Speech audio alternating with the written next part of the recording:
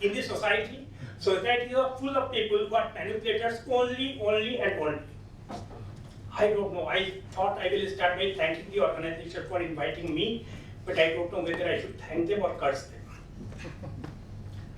I don't think that we are the society of manipulators only. If we are society of manipulators only, then all of us sitting here are also manipulators, and therefore we have no right to criticize others.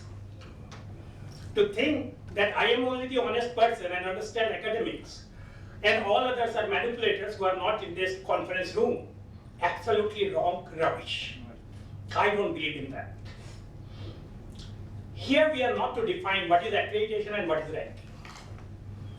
Those who are all with this academics in any way, whether ranking, coaching institute, whatever, we understand what is accreditation and what is ranking. Accreditation is important. When ISO 9000 came first, perhaps we also thought of that is only a certification, not accreditation. But accreditation is important because it helps you to improve upon your processes. And that is why it is very important that you get your institution accredited. NBA accreditation is important, particularly in today's date. The reason being that when we talk about categorization of business schools, NBA accreditation assumes importance. Only one which I have with NBA accreditation, that the PRTT which comes, they have to give marks out of 10, 15 in, I don't know, 700, sir? I have forgotten to count. 12. Marks is 1000. But number of criteria, maybe, I don't know how many. At least 10 pages. 9. Not 9. Within the broad criteria, there are various other criteria. And if you are a team member of the PRT, you really fight hard to see how much you have to give in this criteria. Same thing happens, of course, with examiners also in the examination. So my suggestion will be, if you can reduce those criteria, that is criteria within criteria, sub-criteria, that may help the PRT to really evaluate a particular business school as to whether it should be accredited, not accredited, what must to be awarded.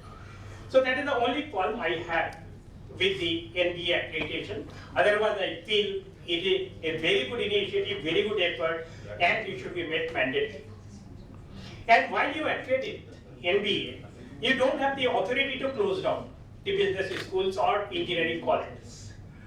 When we talk about at the macro level, and as sir you are talking about, that 40% seats are vacant, etc., we cannot take that macro level data and say that what should be our policy decision. We need to close down the business schools and engineering colleges which produce unemployable graduates. And if I can recall, that in the bill that has come about the Higher Education Commission, they have given them a right to close down the business school and technical institutions. That is very important. Otherwise, they will survive. We shall come out with the macro level data and say that we are producing unemployable graduates. That's not right. We need to close down the institute, focus on the institutions which are doing well, and encourage them to perform better. When it comes to ranking, we are saying that all ranking institutions are manipulators. You give advertisement, get good rank. And if that happens, then the institution which is 100 ranked today and have money power will become number 1 tomorrow. Does that happen? That doesn't happen. Every private institution has a question of reputation and also credibility. Maybe some manipulation might be there, I am not very sure about it, but we have to live with that.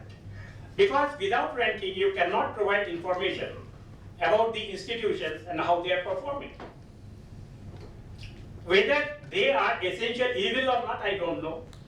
But if I am the parent of a particular aspiring MBA student, I will definitely look at ranking.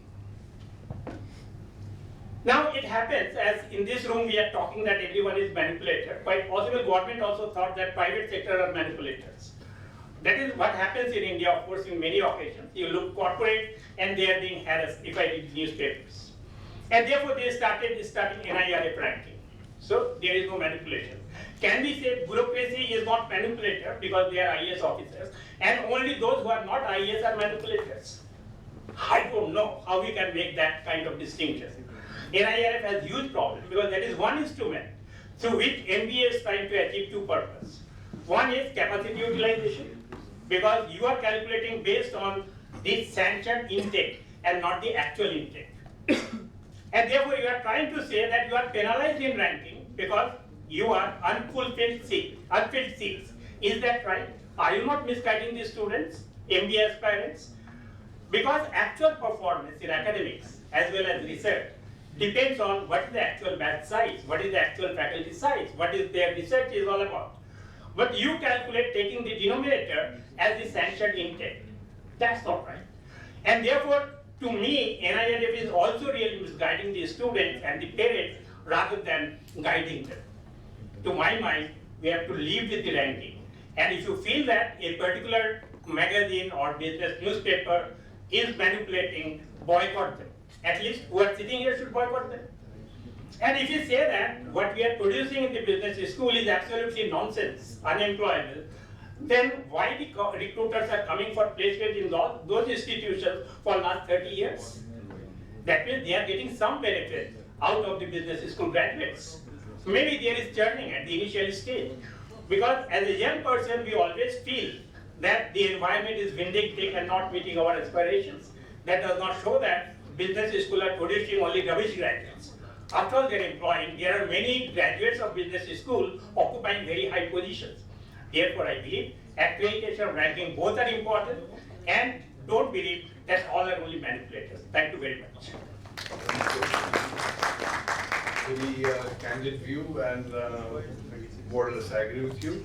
I was not so explicit in expressing it, but he was very explicit in expressing it. But we need to have both accreditation as well as the rank. Both are important. On just one part, I thought I'll share something which has been in my mind for many years. The BE schools were closing down. We read in the news, a lot of universities, AIST has given an announcement just a few days back that no more engineering college because the seats are lying vacant. So when the seats are lying vacant, whose failure is this? Is this the college's failure or it is the regulator's failure? So we need to look at that. Regulator does everything. You must have this infrastructure, that infrastructure, faculty profile. They do anything and everything. They have our PAN numbers, they have our bank account details, they check whether the salary is actually going or not going, how much salary is going, whether these people exist or not. And I've been a part of AIST's expert team once upon a time. I've been, when I was at Lucknow, I used to go one or two institutions on the expert team, the people. So I have that experience also. And I don't want to share my experience here. So whose failure is this if the institutions fail? Now, a regulator wants to regulate anything and everything. Failure is your problem. Failure is not my problem. Then that's a problem for the country. So we need to look at that regulation in that perspective. And the way out here, as you're actually saying, the way out here is because of my background. My background is marketing. Right? So from marketing, I see everything on target and achievement, market forces and all that. So the way out here is letting the regulator ensure some market forces play a role. Now, for example, I have a seat of 60 students. I admit 60 students. I cannot admit 61 students. And I have to fail students, those who do not perform. End of 1 year, I have 10 students gone. So I have only 50 students remaining. By the time the second year is over, 2-3 students fail again, say 5 students fail. So I have 45 students graduating. So I started with 60, 45 has passed out. So my capacity is underutilized. Now regulator has no take on this, no accountability on this, no view on this. It is a hard fact that we are supposed to fail students who do not perform. It happens all the time. I can't do this. If I'm Lucknow, I know my attrition rate in my batch, student attrition rate. I have, the guys are smart, I can predict. And I thought, okay, 15 guys will go, so instead of 60, we start with 75. And this is what I actually did the same at Noida campus here when we started the program. Oh no, you started, and I don't need anybody's permission. All I need to do is write a note, give it to the board, board says, oh, aage badho. You know, as simple as this. And I started with 75, end up with from 45 3 years later. From 75 to 45 3 years later, had it been the AICTE program, started with 60 or ended with 20, if you maintain the quality. So what the regulator is doing now, private day schools who are depend on the revenue from the fee coming, they would be less interested in removing students.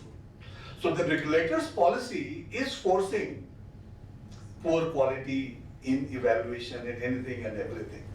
So why? Because the regulator is not letting market forces play its role.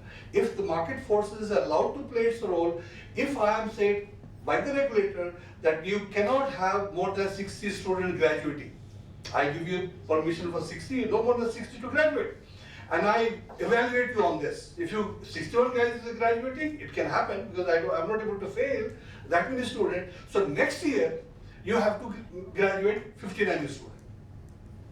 Right? So you give it 3 year, like a LTC ka 2 saal ka cycle hota hai na. So you can have a 2 year, 3 year, 4 year cycle and evaluate on this. And give that freedom to the institution. And therefore the quality is ensured.